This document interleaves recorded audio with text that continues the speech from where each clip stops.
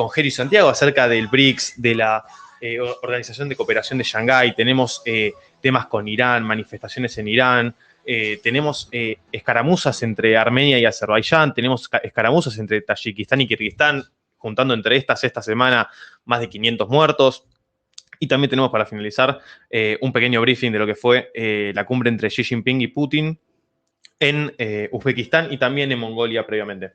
Así que bueno, si te parece bien, Zoe, también me gustaría que me comentes así rápido qué pasó esta tarde en México, Taiwán. Hoy tenemos un flash informativo de desastres naturales. Hoy, el mismo día, tenemos los mexicanos tuvieron, nosotros no, un terremoto de 7.6 en la escala de Richter y Taiwán de 5.6.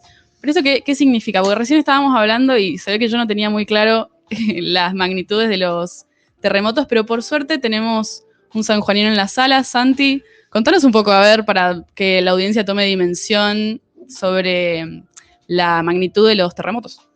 Bueno, a ver, San Juan ha tenido 2 terremotos históricos, uno en 1944 y otro en el 77, en el cual fueron de magnitudes parecidas ambos, pero aproximadamente 7.4 el del 44, pero lo significativo es que en el terremoto del 44 murieron alrededor de 10.000 personas y en el terremoto del 77 murieron solamente 65, con lo cual esto denota cómo se preparó la ciudad luego de la catástrofe que fue el 44, donde muchas viviendas eran de adobe, donde mucha gente lamentablemente perdió la vida. Entonces, a partir de ahí las construcciones empezaron a desarrollarse de una manera que no se vieran tan afectadas ante estos hechos catastróficos que, bueno, lamentablemente sacuden a mi provincia. Claro, es interesante ver cómo las ciudades aprenden de estos desastres. Por ejemplo, en el terremoto de México, hasta ahora, por lo que tenemos entendido, se ha contabilizado apenas un muerto, y es siendo una escala bastante alta, ¿no, Santi? 7.6 es uno que interesante, sí. ¿No? En 2021, incluso en enero de 2021, tuvimos uno en San Juan que fue 5.6, la verdad que me tocó vivirlo, se sintió bastante fuerte, pero me parece que no hubo víctimas fatales, con lo cual demuestra el desarrollo arquitectónico. En México, por ahora, las últimas noticias que tuvimos es que se cortaron las telecomunicaciones a nivel regional, así que bueno, si les parece, vamos a pasar a la columna de Jero acerca de las elecciones en la UTI. ¿Qué importancia tiene esto? ¿Por qué nos afecta a Argentina? ¿Qué sucede en el panorama internacional de las telecomunicaciones? ¿Qué está pasando, Jero? Pero para empezar, ¿qué es la UTI? A ver, porque lo decimos así muy en abstracto y no tenemos ni la más pálida idea. Gracias, Zoe. Sí, empecemos por qué es. Digamos, la UTI es una organización dependiente de Naciones Unidas que tiene una primera curiosidad, que es que se dedica a todo lo que tiene que ver con telecomunicaciones, lo cual incluye comunicaciones celulares, telefónicas e Internet, la principal herramienta de comunicación hoy día para todos nosotros.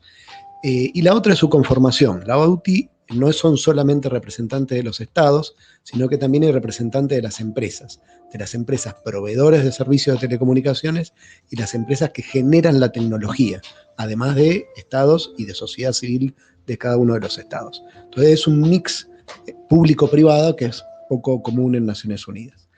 Esa es una primera cuestión. Ahora, ¿por qué es importante? Bueno, porque es donde se discuten a nivel internacional las reglas que básicamente dominan cómo nos comunicamos. Desde hace 150 años prácticamente, en esta organización que nació con el telégrafo, los países y las empresas se ponen de acuerdo en las reglas para seguir en las telecomunicaciones. ¿Qué es lo novedoso ahora? Bueno, Estados Unidos, el secretario de Estado, en una declaración pública, dijo que esta era la elección más importante de la cual no tenemos noticia, porque no nos damos cuenta de las consecuencias de esto. Entonces, ¿quién gobierna, quién maneja esta organización en este momento? Un representante de China. Entonces, Estados Unidos está discutiendo fuertemente con China y con otros países autoritarios con qué criterios hay que regular Internet. ¿Se acuerdan de lo que venimos hablando, de esta gran tensión entre dos órdenes internacionales? A ver, ¿quién pone las reglas del sistema internacional? ¿Les suenan los BRICS? donde China está tratando de empezar a poner un poco de orden en el sistema internacional, haciéndole frente a Estados Unidos. Entonces, por eso, en ese marco es que es importante esto que está trayendo Jero hoy, ¿no, Jero? Sí, digamos, por un lado es como un clásico, ¿no? Porque Ajá. tenemos a un chino actualmente en la presidencia de esta organización, hay elecciones, por eso es lo que planteaba el secretario de Estado de Estados Unidos, y ahí Estados Unidos pone un candidato y el otro lo pone Rusia. Entonces, ¿quién ganará esta elección y sus consecuencias? Probablemente van a afectar a todos, particularmente a todos los que somos usuarios de Internet. Recordemos así a grandes números, de los 8.000 millones de habitantes que tiene el planeta Tierra, 5.000 millones hoy se comunican a través de Internet. Y no tantos, pero compran y hacen negocios. Entonces, cuando hablamos de regular Internet, no estamos hablando de una actividad simplemente lúdica, sino de un gran negocio y una gran fuente de poder. Entonces, básicamente, ¿cuál es la discusión en la UTI que nos afecta a todos, los afecta a todos nuestros oyentes también? Bueno, ¿con qué criterio se va a manejar Internet? Históricamente Internet se llamaba, digamos, que era una organización basada en la libertad, ¿no? Se hablaba de free Internet. Free en el sentido de que el Estado no se mete, no la regula, no le pone criterios. El debate hoy es ese. Estados Unidos mantiene su criterio histórico de que no tiene que haber grandes regulaciones de Internet, que tiene que ser la mejor tecnología posible para facilitar la comunicación.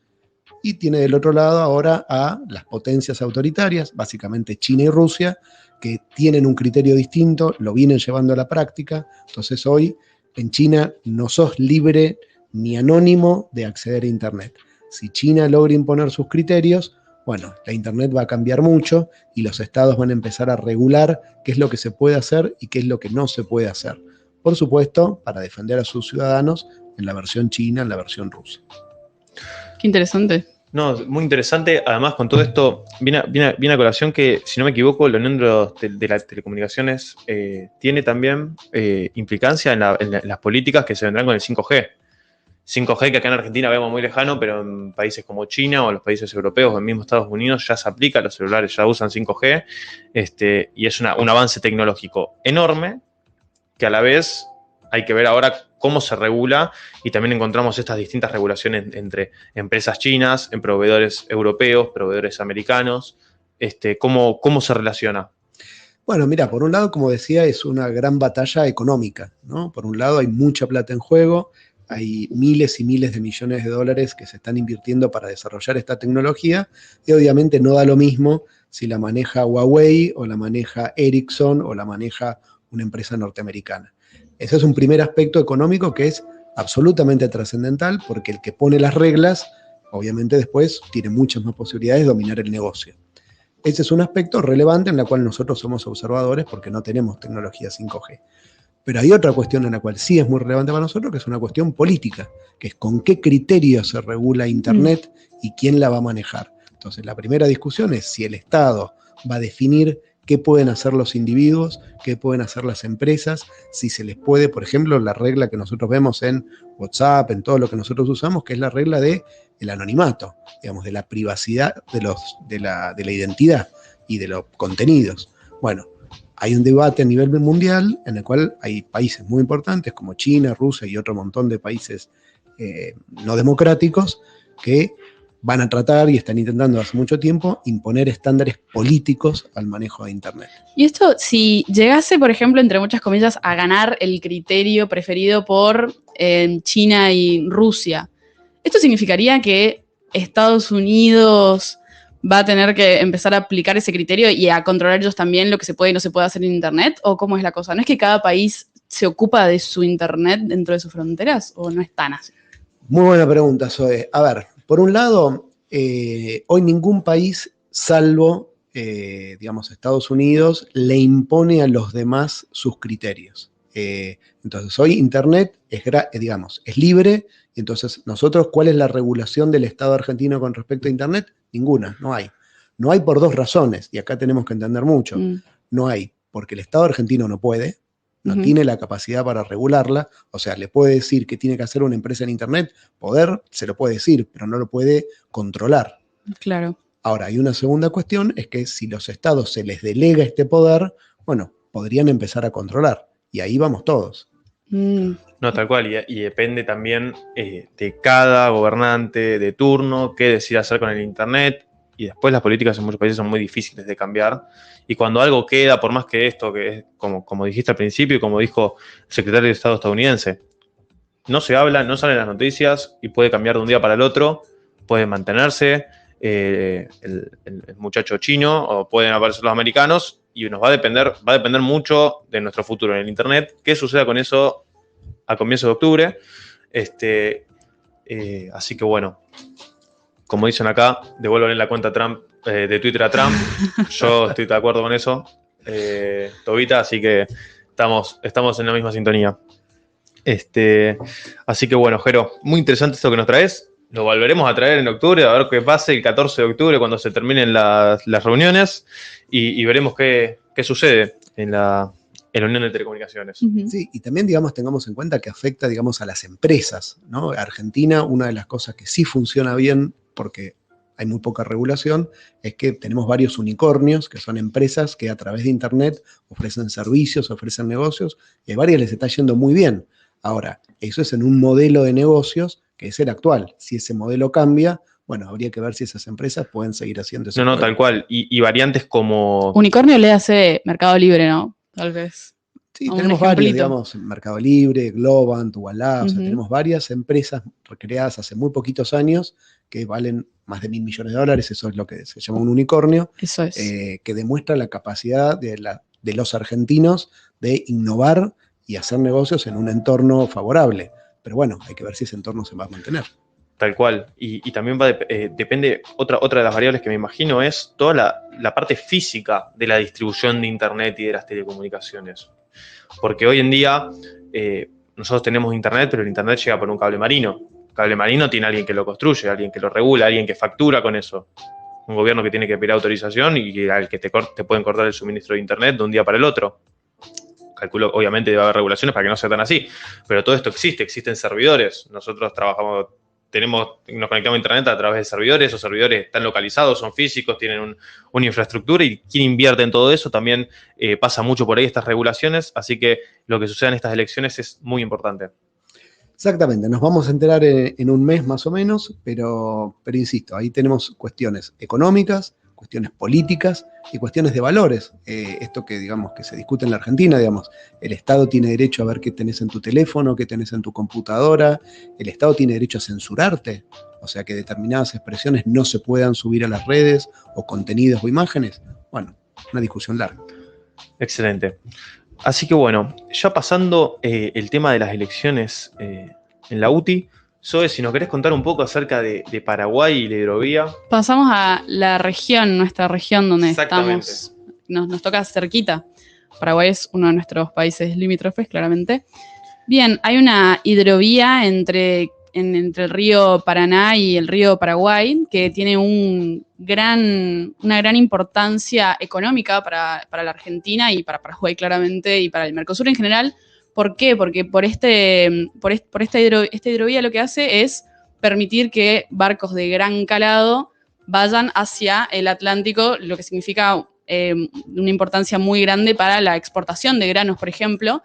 ¿Y qué pasa? Paraguay hace poco acordó con Estados Unidos una inversión muy grande para su parte de la hidrovía, y una de las cláusulas del acuerdo podría llegar a ser, esto todavía no está 100% confirmado, pero se habla de que podría existir una presencia militar de Estados Unidos en la zona.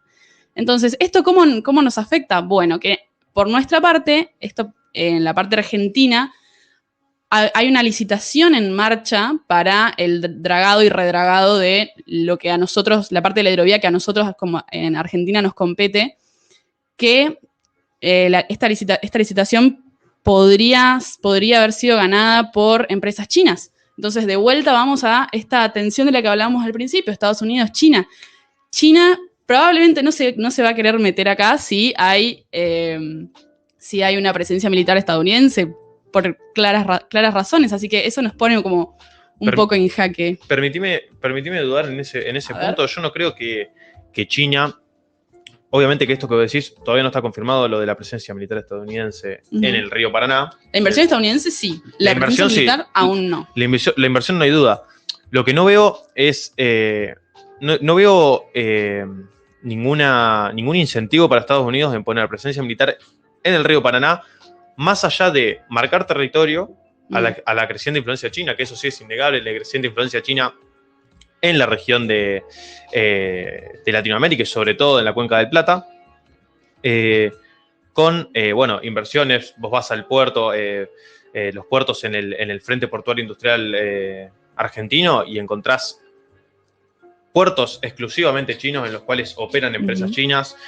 Como vos decís, la licitación del dragado también lo está a punto de ganar una empresa china. O sea, la influencia es muchísima, pero me parece que presencia militar estadounidense incentivada por eso me parece complicado.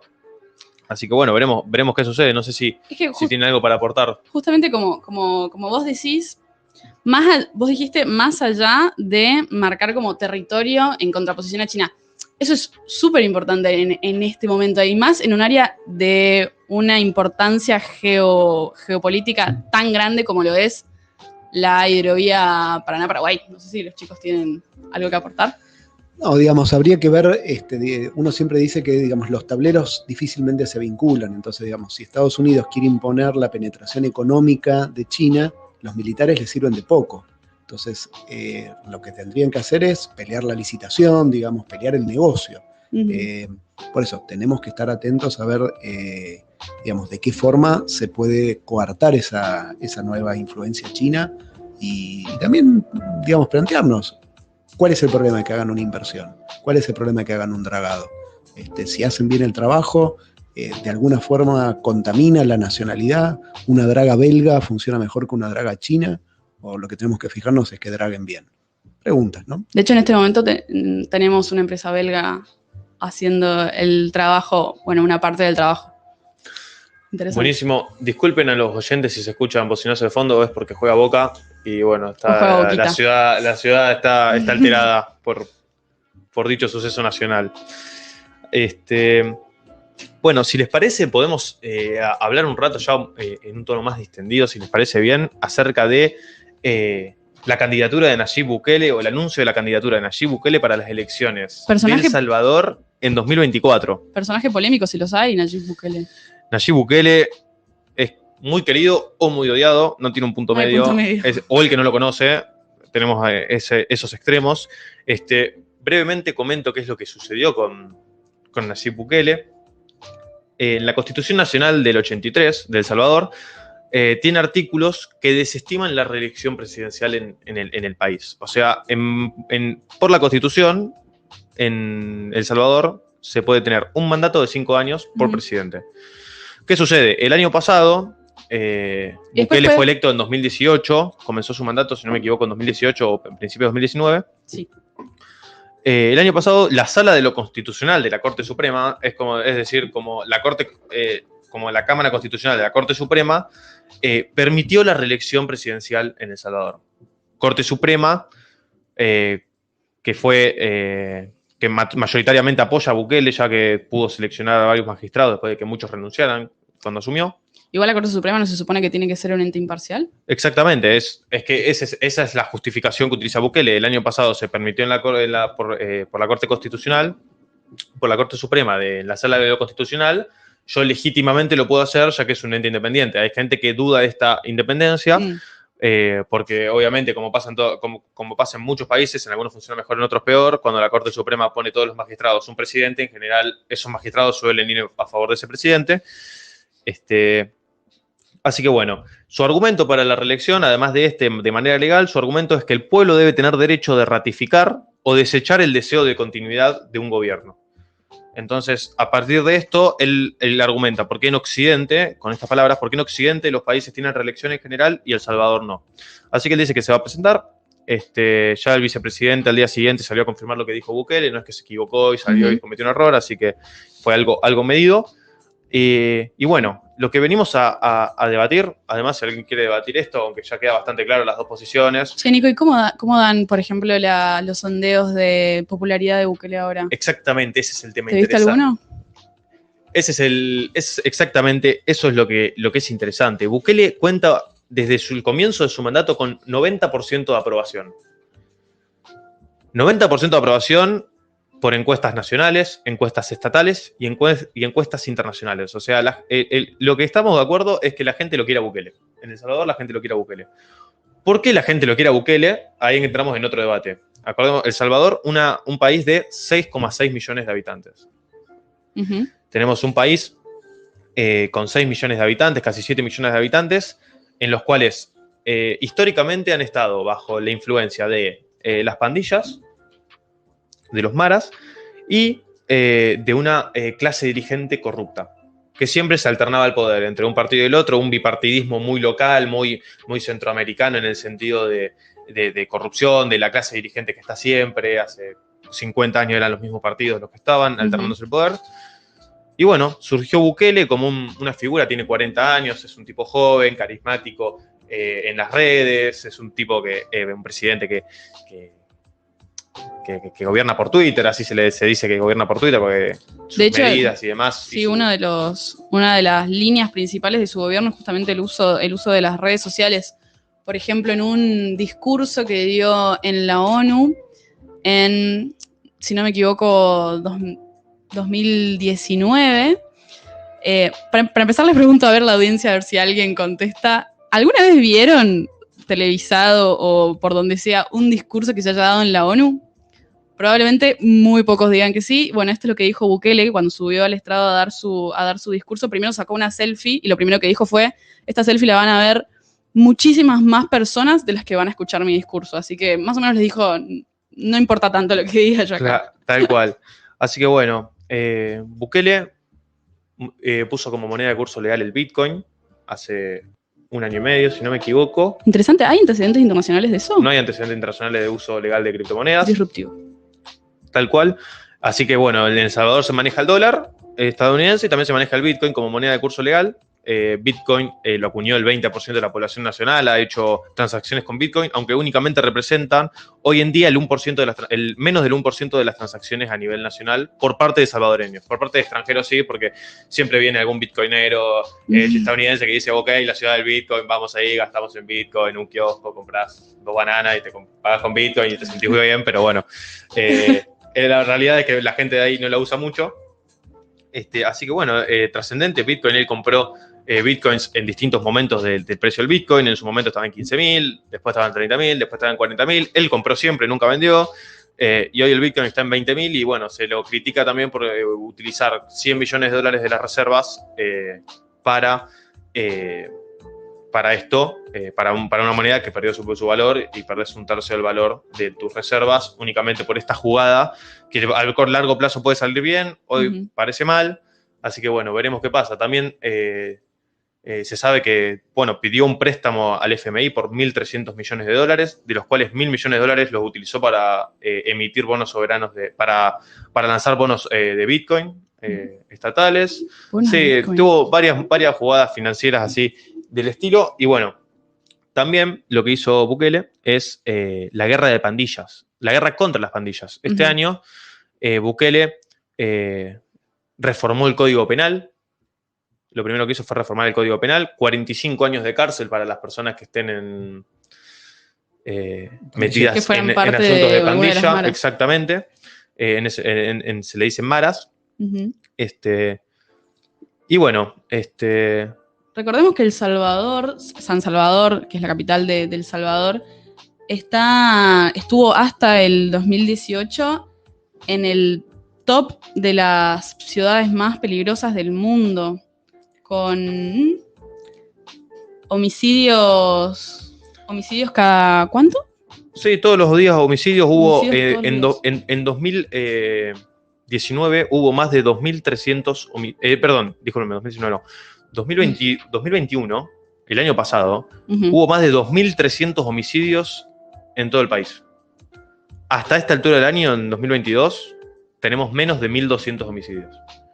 Obviamente faltan 3 meses para que termine el año, este número va a aumentar, pero encontramos una reducción enorme de la inseguridad, de los homicidios, y tenemos que con esta guerra a las pandillas, en tan solo 2 meses de campaña de guerra contra pandillas, Bukele pasó de la población carcelaria de El Salvador de 16.000 presos a más de 60.000 presos. Ahí lo dijo, te ganó nuestro oyente Toby Exactamente, Gracias, de Toby. 16.000 a 66.000 presos. Te ganaron. Pandilleros. Es decir, el 70%, y de los cuales el 70% son de la Mara Salvatrucha, que es la Mara más peligrosa o la que estaba rankeada número 1 de las más peligrosas en El Salvador. Así que bueno, lo que hizo Bukele fue básicamente cargarse a la Mara entera y cargarse además pandillas y crear un caos total a punto tal de que los pandilleros querían sacarse los tatuajes de encima, con agua hirviendo, quemándoselos, de manera que sea para que no los agarre la policía, porque si la policía te encontraba con actividad sospechosa por pertenecer a pandillas,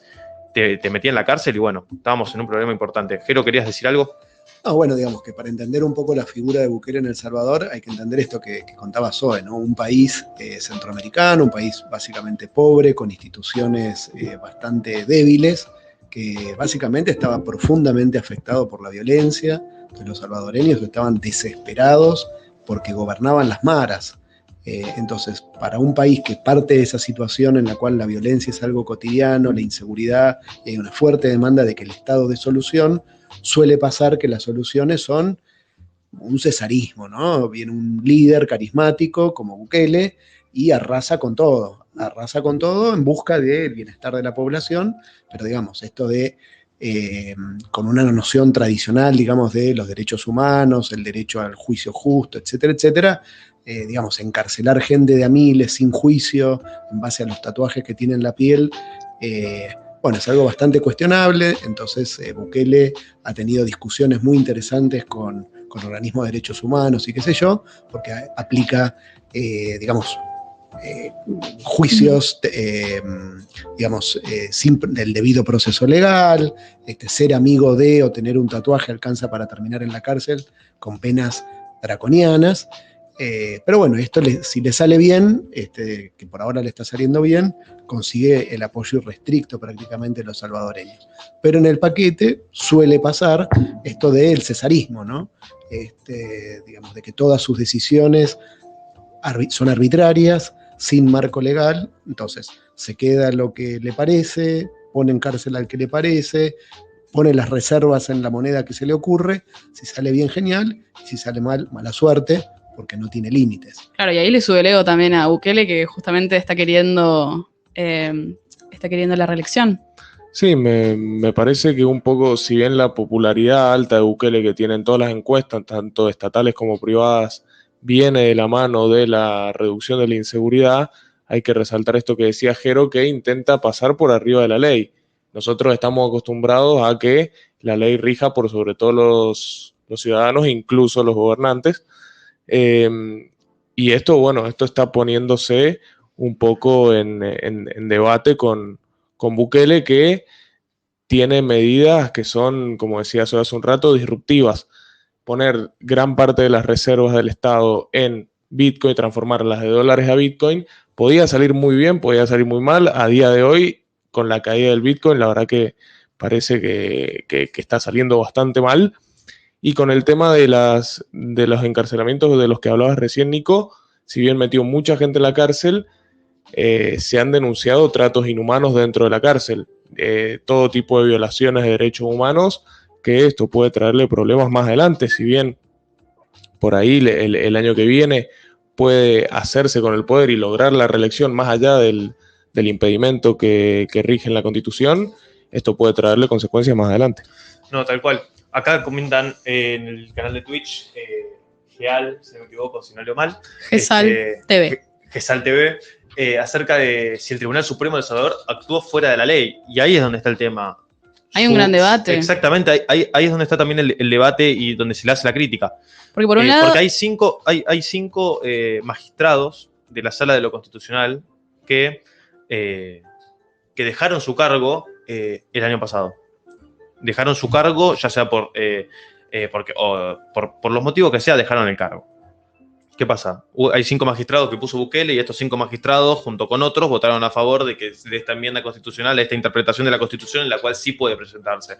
Entonces está al borde de lo legítimo, de lo ilegítimo y de lo ilegal. Por un lado tenemos el dicho de justicia lenta no es justicia, que es verdad, pero justicia así express, tan rápida, ¿es justicia también? O sea, está ahí borderline, ¿no? El problema me parece que va en contra de la Carta Magna de la Nación. O sea, si quiere pasar por encima de la Constitución, puede pasar por encima de cualquier otra institución, con lo cual lo lógico, lo que nosotros estamos acostumbrados, como lo vivimos en el 94, es una reforma de la Constitución. Mi opinión va a ser que va a terminar en eso. Yo creo que las críticas, hay parte del establishment a nivel internacional que a lo mismo que Trump no les gustan cómo habla Bukele y no les gusta lo que hace porque no les gusta cómo habla, porque tarde o temprano termina pasando buena parte por ahí, y esto no se lo van a perdonar. Yo creo que este va a ser el argumento para que a nivel internacional se lo condene de acá hasta 2024, que falta un montón, de acá hasta 2024.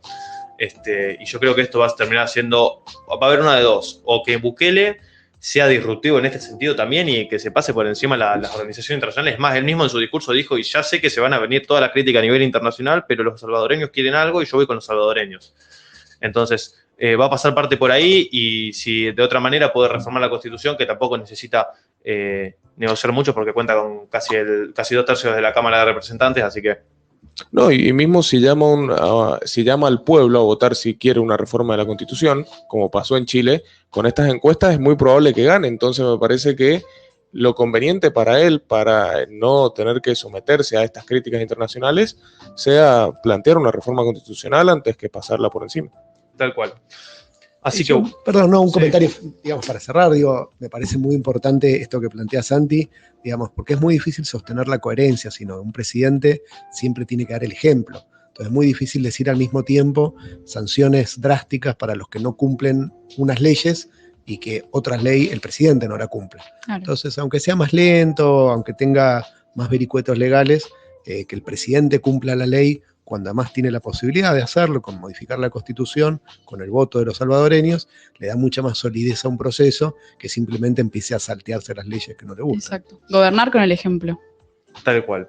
Así que bueno, si les parece bien, podemos pasar a la columna que tienen esta vez, la va a arrancar Gelo y la después compartida, acerca de BRICS y la Organización de Cooperación de Shanghái.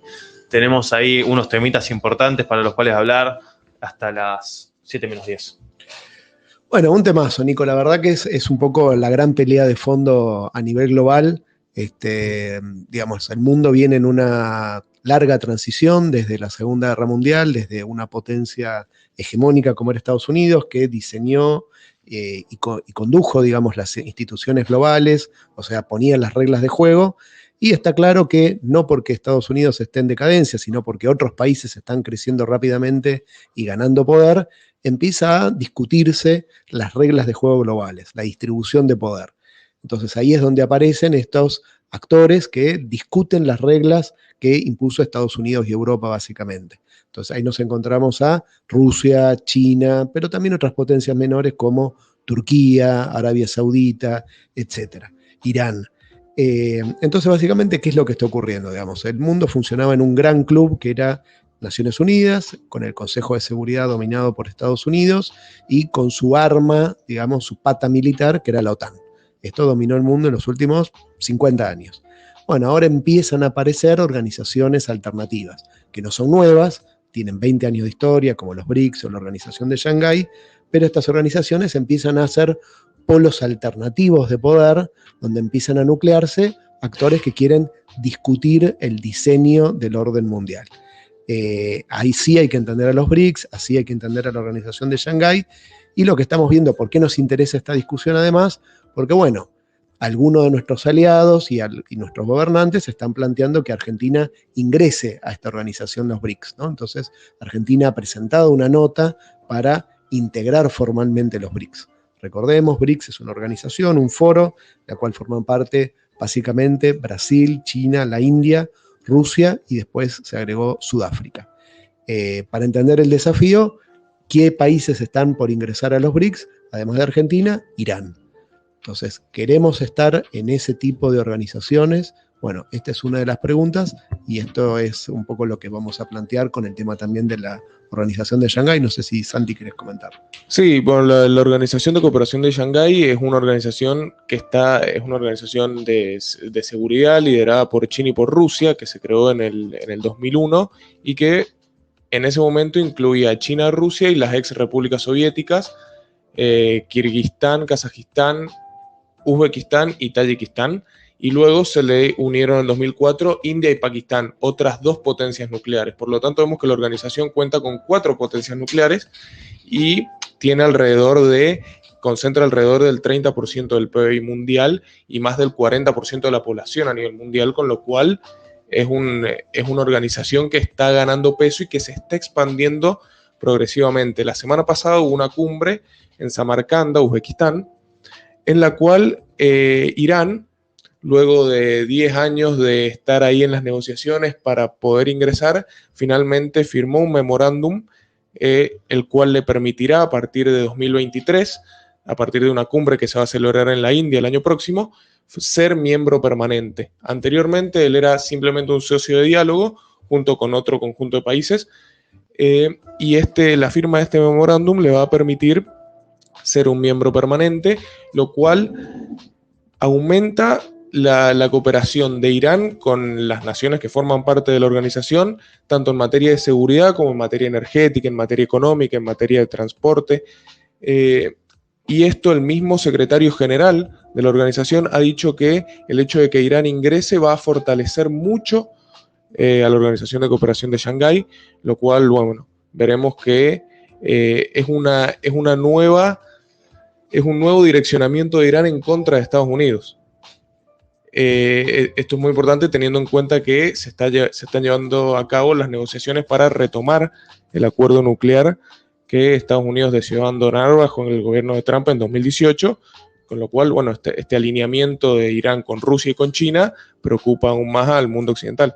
Ok, yo abro también una pregunta para ambos, también para orientar y para ver de qué se trata. La Organización de Cooperación de Shanghái, ¿es así como una analogía de lo que sería la OTAN en Occidente?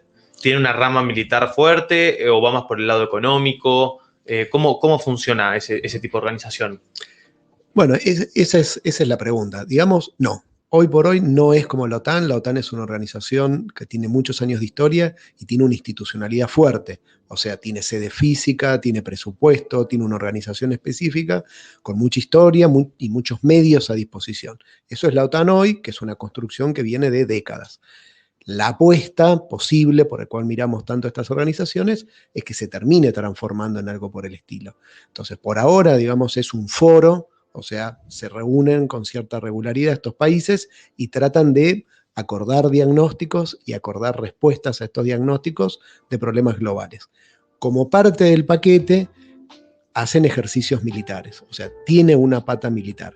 Pero esto no es una organización militar, sino que los países que forman parte de este foro se reúnen a hacer ejercicios militares, en los cuales, lo contamos la vez pasada, participan con una gran cantidad de efectivos, los rusos y los chinos, y los otros participan prácticamente simbólicamente. Entonces, ¿esto es hoy un rival de la OTAN? No.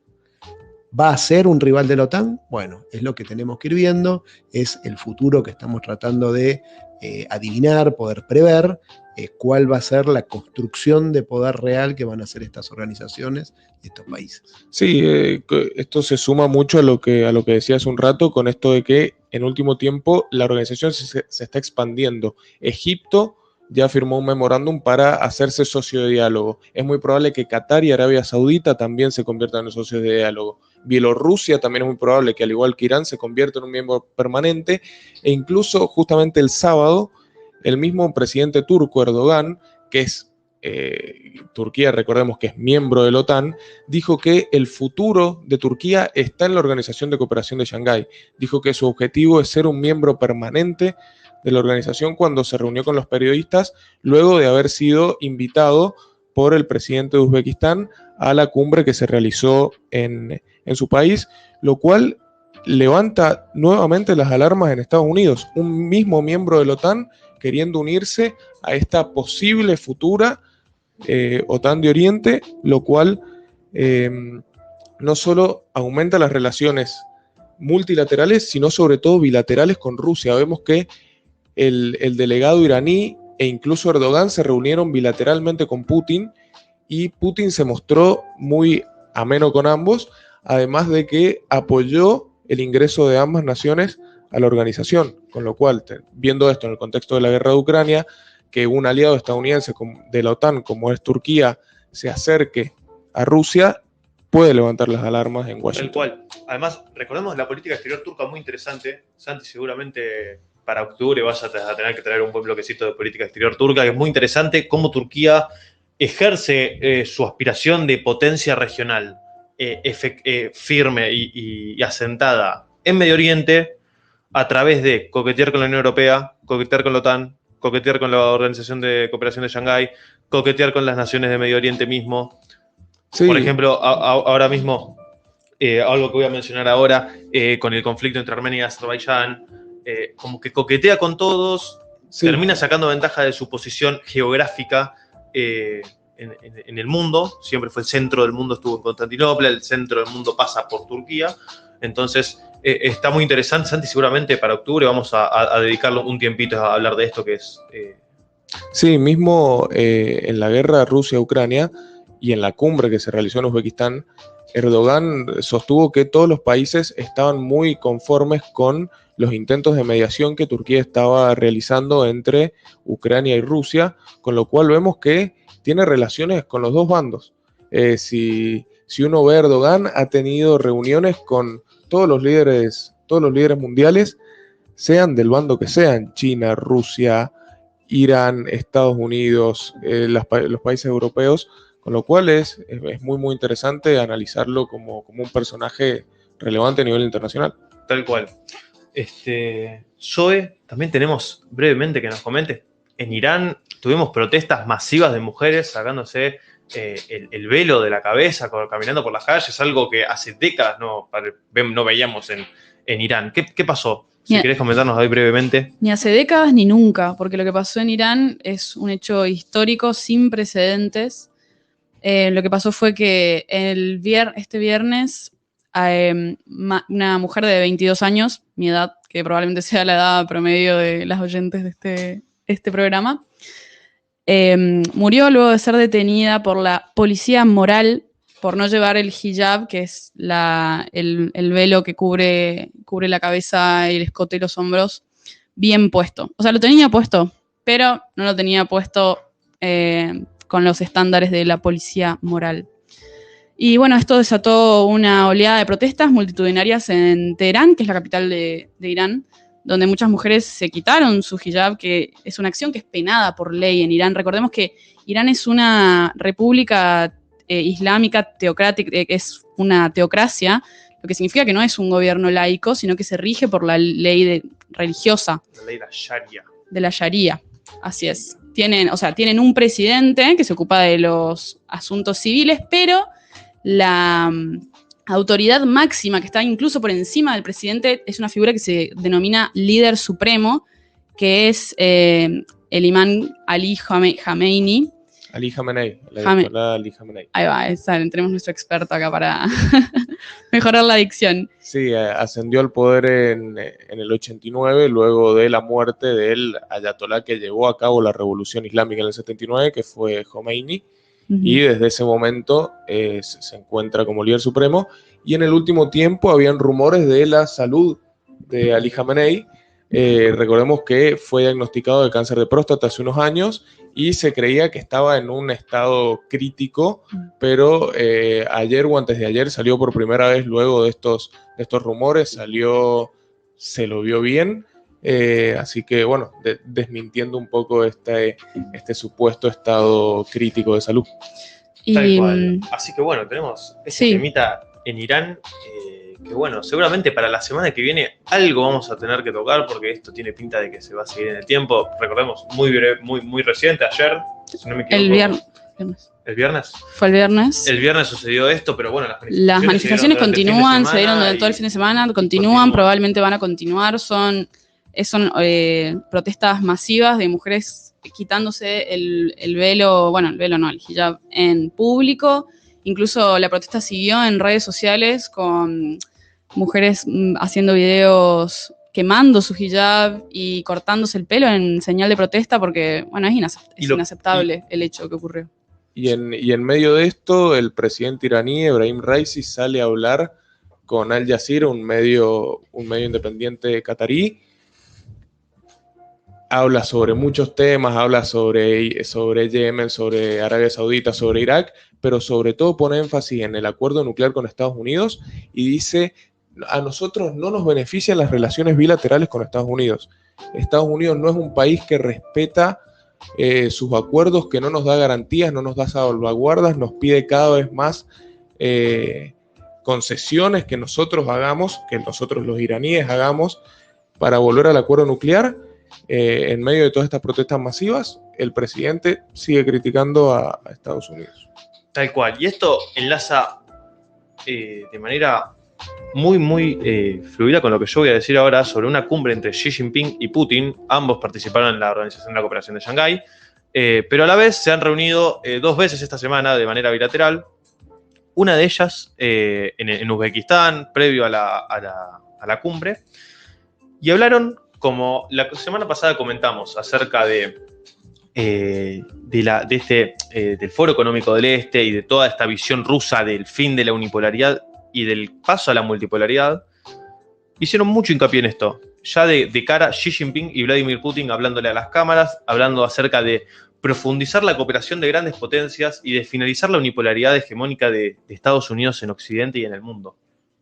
Esto de empezar a tratarse como grandes potencias, por más que Estados Unidos no lo reconozca, ya dejar de tenerlo en cuenta y empezar a tratarse entre sí como grandes potencias bajo ese título hasta que quede, básicamente.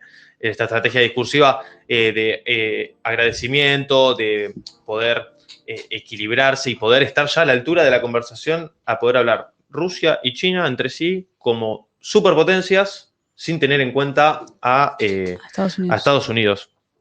Es la primera cumbre esta que se da entre ambos líderes desde el comienzo de la guerra y es el primer viaje que hace Xi Jinping fuera de China desde el inicio de la pandemia. Temas muy interesantes.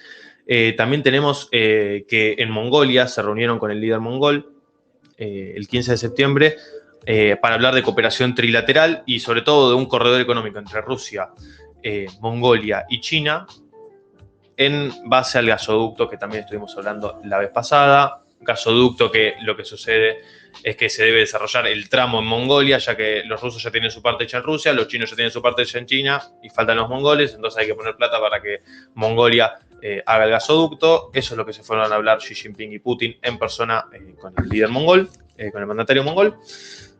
Así que bueno, entre igual, los grandes líderes de... Abro una pregunta. Sí. ¿Será posible que alguna vez China y Rusia se puedan sentar a hablar tranquilamente dándole la espalda totalmente a Estados Unidos? ¿No tienen acaso una dependencia económica enorme? Te pregunto más que nada a vos, Jero, porque creo que no lo dijimos nunca, pero Jero es profesor universitario de análisis internacional. Mira, a ver, en esta cumbre, digamos, vemos muchas cosas, ¿no? Y simultáneamente. Entonces también vimos por ejemplo, a Xi no condenando la invasión de Rusia a Ucrania, pero tampoco apoyándola. O sea, la dinámica entre las grandes potencias tiene mucho de cooperación y de conflicto simultáneamente. Entonces, y también lo vimos a Vladimir Putin decir que entendía la posición de China de los problemas que generaba la guerra. Estos son mensajes muy claros y contundentes de que no hay perfecta armonía entre Rusia y China. A China la guerra que generó Rusia le genera problemas económicos, problemas políticos. Entonces hay mucha negociación, hay algunos objetivos comunes como enfrentar a la OTAN y la hegemonía norteamericana, pero también hay conflictos. Entonces hay que prestar atención a ver hacia dónde va esto. A su vez, teniendo en cuenta que China y Estados Unidos son socios comerciales entre ellos, claro, los mayores socios comerciales. Si se plantea una retórica de unos contra otros, la verdad es que pierden los dos económicamente. Brevemente para cerrar y hablando de conflicto, vamos a ir a conflicto, pero conflicto de posta, conflicto de tanques, soldados, muertos, sangre, que sucedió esta semana en 2 países de los cuales no se habló mucho. Tuvimos Armenia y Azerbaiyán, 2 países que estuvieron en guerra el año pasado. Esta semana hubo 200 muertos. Tras el Tratado de Paz hubo 200 muertos, ya que los azeríes lanzaron un ataque por el estancamiento de las conversaciones, por un corredor terrestre entre una zona de Azerbaiyán que está separada del territorio de Azerbaiyán, con Armenia en el medio y Azerbaiyán del otro lado. Bueno, se habían estancado estas conversaciones y los azeríes decidieron poner los tanques a la orden del día y matar a 130 armenios, mientras que los armenios respondieron matando a 70 azeríes y tenemos guerra. Obviamente los azeríes lo primero que hicieron fue llamar a sus compañeros turcos y a los rusos, porque Rusia es como el mediador, es como la gran madre de la región, pero los azeríes tienen mucha afinidad con los turcos se llevan muy mal con Armenia, recordemos genocidio armenio, comienzo del siglo XX, tenemos un conflicto histórico ahí, una región muy conflictiva.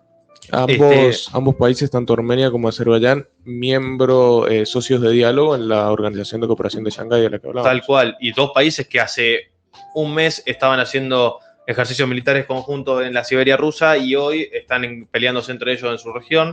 Y bueno, tenemos que Nancy Pelosi, la líder del Partido Demócrata hoy en día en la Cámara de Representantes, líder de la Cámara de Representantes de Estados Unidos, está en Armenia, ya se va a abrir ahora durante la tarde porque ya estaba más de 2 días, ella no está en un país conflictivo. Así que bueno, visitó Armenia porque Estados Unidos se para del lado de los armenios cristianos ortodoxos, los azeríes son musulmanes.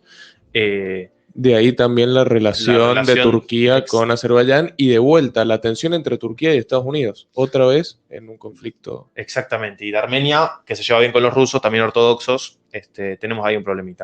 Y tenemos otro choque fronterizo muy interesante entre Tayikistán y Kirguistán, parece que estos nombres no los vas a escuchar de nuevo en tu vida, pero también más de 50 muertos, 60 muertos, movilización de tanques, si buscan videos en las redes sociales se encuentran, de tanques movilizándose, disparando, explosiones, casas destruyéndose, gente corriendo. Sí, encontramos cosas. No, Asia Central ha estado muy activa en este último tiempo. La cumbre en Uzbekistán, Azerbaiyán, Armenia, Kirguistán, Tayikistán, muy activos. No, exactamente. Tenemos la zona de Asia Central, Medio Oriente y Asia, el lejano Oriente se está convirtiendo en el escenario de la mayor dinámica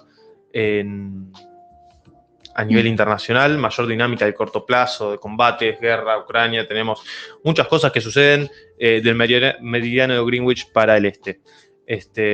Así que bueno, estamos en el segundo día de alto al fuego entre Tayikistán y Kirguistán. Pero bueno, estos duran muy poco, hace años se vienen peleando en esta frontera entre estos dos países y bueno, seguramente sigan, así que bueno, los invito a seguir más de cerca el tema si quieren. Nosotros la semana que viene vamos a estar con una invitada, con una invitada especializada en Brasil, hablando sobre las elecciones en Brasil que se van a dar el domingo siguiente, así que si te parece bien, Zoe, podemos dar por terminado el programa de hoy. Agradecemos a todos los que nos han escuchado durante todo el programa. Y gracias por estar activos en el chat también. Exactamente, agradecemos mucho que participen en el chat, a nosotros nos sirve como feedback y también para tener más contacto con ustedes. Un agradecimiento personal a Francisco Promancio, mi hermano, y a todos los que nos han escuchado todos los programas y a todos los que nos siguen escuchando desde la primera edición. Así que sin más, también agradecemos a nuestro operador Alan, al programa Enroscados que nos sigue, los invitamos a escucharlos. Y sin más, y esperamos ser cada vez más. Nos despedimos hasta la próxima edición. Chao Santi, chao Jero. Chao, gracias. Chao Nico, gracias.